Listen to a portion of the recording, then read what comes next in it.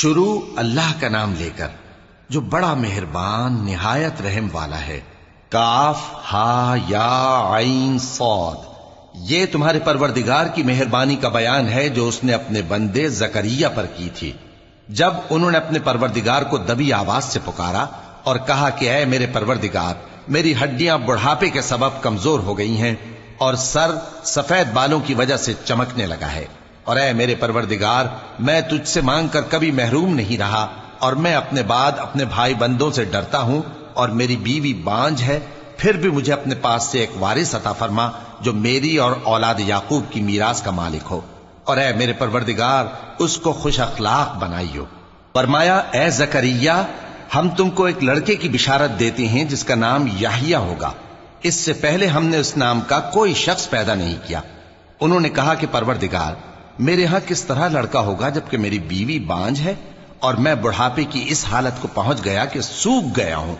حکم ہوا کہ اسی طرح ہوگا۔ تمہارے پروردگار نے فرمایا ہے کہ مجھے یہ آسان ہے، اور میں پہلے تم کو بھی تو پیدا کر چکا ہوں اور تم کچھ چیز نہ تھے۔ کہا کہ پروردگار، میرے لیے کوئی نشانی مقرر فرما۔ فرمایا نشانی یہ ہے کہ تم صحیح و سالم ہوتے ہوئے 3 رات دن لوگوں سے بات نہ کر سکو گے۔ پھر وہ عبادت کے حجرے سے نکل کر اپنی قوم کے پاس آئے تو ان سے اشارے سے کہا کہ صبح و شام تسبیح کرتے رہو۔ فرمایا اے یحییٰ، ہماری کتاب کو مضبوطی سے تھامے رہو، اور ہم نے ان کو لڑکپن ہی میں دانائی عطا فرمائی تھی اور اپنے پاس سے شفقت اور پاکیزگی دی تھی، اور وہ پرہیزگار تھے، اور وہ اپنے ماں باپ کے ساتھ نیکی کرنے والے تھے اور سرکش اور نافرمان نہیں تھے۔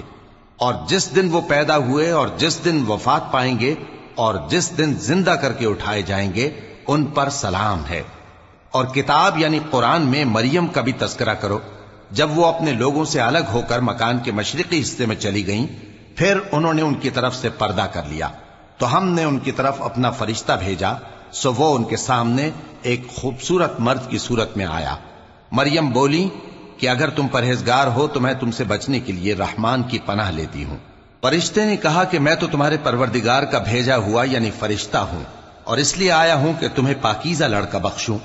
مریم نے کہا کہ میرے ہاں لڑکا کیوں کر ہوگا جبکہ مجھے کسی مرد نے بطور شوہر چھوا تک نہیں اور میں بدکار بھی نہیں ہوں۔ فرشتے نے کہا کہ یوں ہی ہوگا۔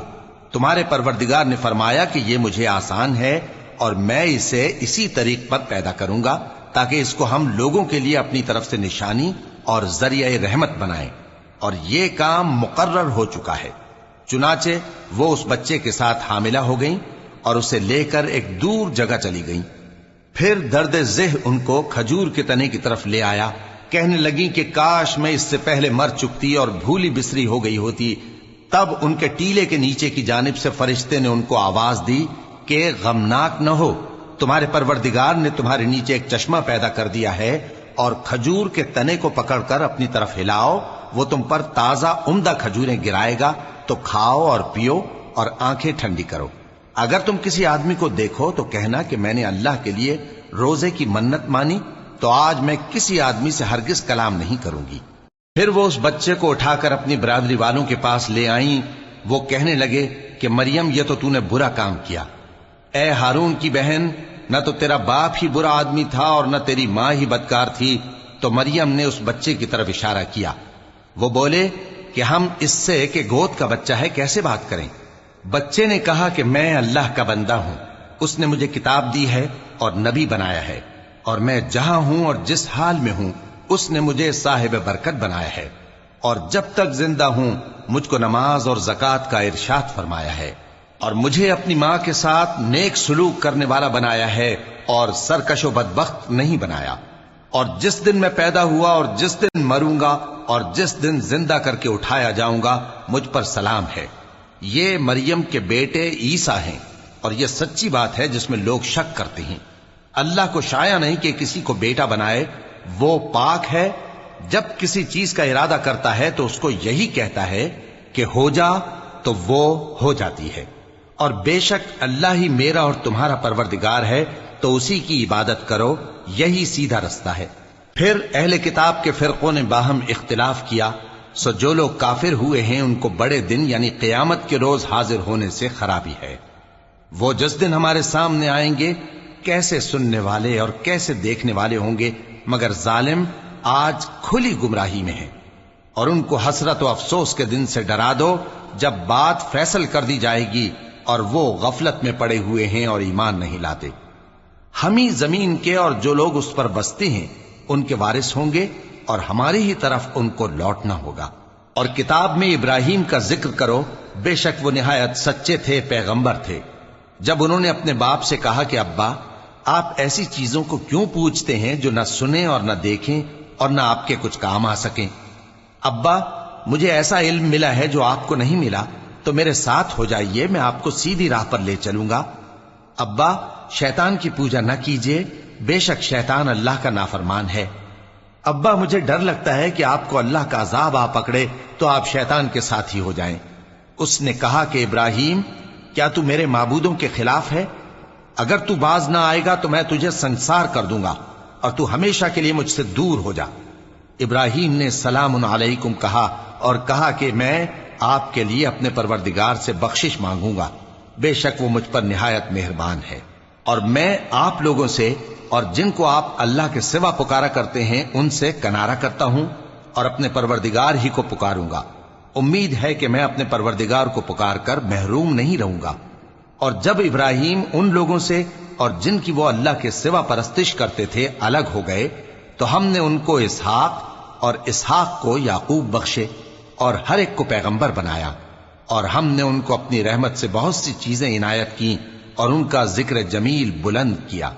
और किताब में मूसा का भी जिक्र करो, बेशक वो हमारे बरगुजीदा थे और रसूल थे, नबी थे। और हमने उनको तूर की दाहिनी तरफ से पुकारा और बातें करने के लिए नजदीक बुलाया और अपनी मेहरबानी से उनको उनका भाई हारून पैगंबर बनाकर अता किया। और किताब में इस्माइल का भी जिक्र करो, वो वादे के सच्चे और रसूल थे, नबी थे। और वो अपने घर वालों को नमाज और ज़कात का हुक्म करते थे और अपने परवरदिगार के यहां पसंदीदा थे। और किताब में इदरीस का भी जिक्र करो, वो भी निहायत सच्चे थे, नबी थे। और हमने उनको ऊंची जगह उठा लिया था।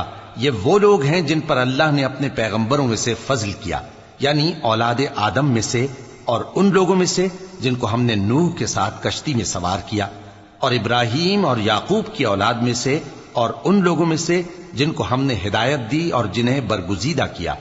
जब उनके सामने हमारी आयतें पढ़ी जाती थीं तो सजदे में गिर पड़ते और रोते रहते थे। फिर उनके बाद चंद नाखलफ उनके जानशी हुए जिन्होंने नमाज को जाया कर दिया और ख्वाहिशात नफसानी के पीछे लग गए, सो अनकरीब उनको गुमराही की सजा मिलेगी। हां, जिसने तौबा की और ईमान लाया और अमल नेक किए तो ऐसे लोग बहिश्त में दाखिल होंगे और उनका जरा नुकसान न किया जाएगा, यानी हमेशा की बहिश्तों में जिसका अल्लाह ने अपने बंदों से वादा किया है कि जो उनकी आंखों से पोशीदा है। बेशक इसका वादा नेकुकारों के सामने आने वाला है। वो इसमें सलाम के सिवा कोई बेहुदा कलाम न सुनेंगे और उनको सुबह शाम खाना मिलेगा। यही वो जन्नत है जिसका हम अपने बंदों में से ऐसे शख्स को मालिक बनाएंगे जो परहेजगार होगा।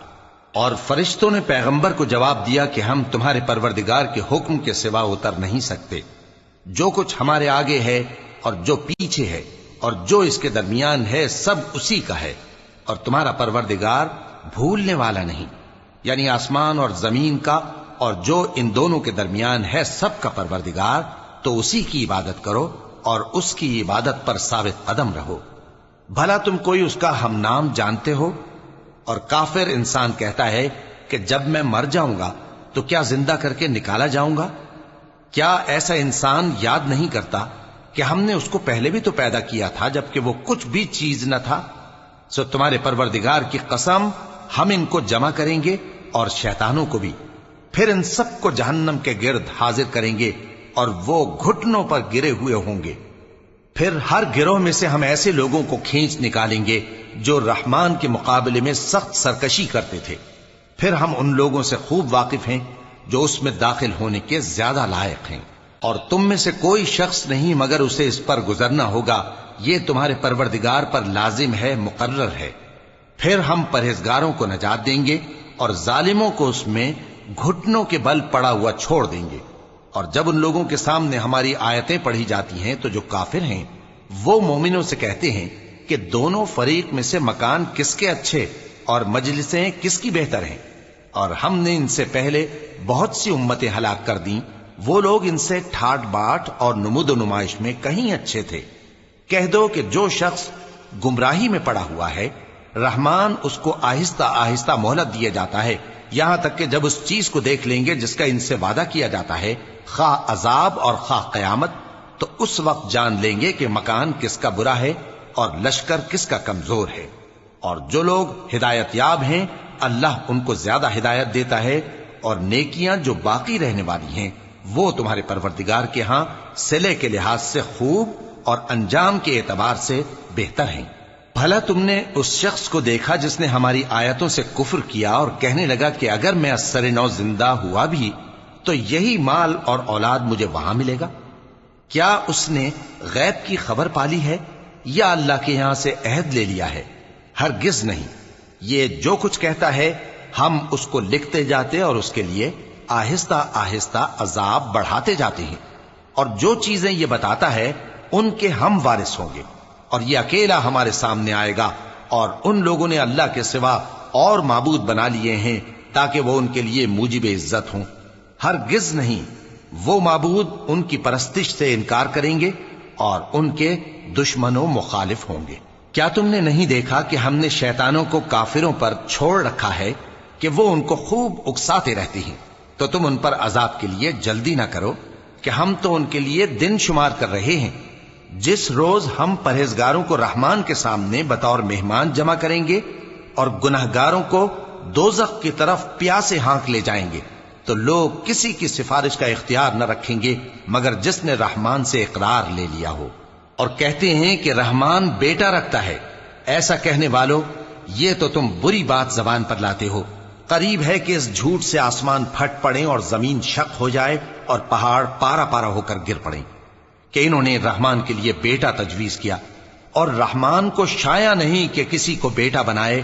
ہر شخص جو آسمانوں اور زمین میں ہے رحمان کے روبرو بطور بندہ ہی آئے گا۔ اس نے ان سب کو اپنے علم سے گھیر رکھا اور ایک ایک کو شمار کر رکھا ہے، اور یہ سب قیامت کے دن اس کے سامنے اکیلے اکیلے حاضر ہوں گے۔ اور جو لوگ ایمان لائے اور عمل نیک کیے، رحمان ان کی محبت مخلوقات کے دل میں پیدا کر دے گا۔ اے پیغمبر صلی اللہ علیہ وآلہ وسلم، ہم نے یہ قرآن تمہاری زبان میں آسان بنا کر نازل کیا ہے تاکہ تم اس سے پرہیزگاروں کو خوشخبری پہنچا دو اور جھگڑالوؤں کو ڈر سنا دو، اور ہم نے ان سے پہلے بہت سے گروہوں کو ہلاک کر دیا ہے۔ بھلا تم ان میں سے کسی کو دیکھتے ہو یا کہیں ان کی بھنک سنتے ہو؟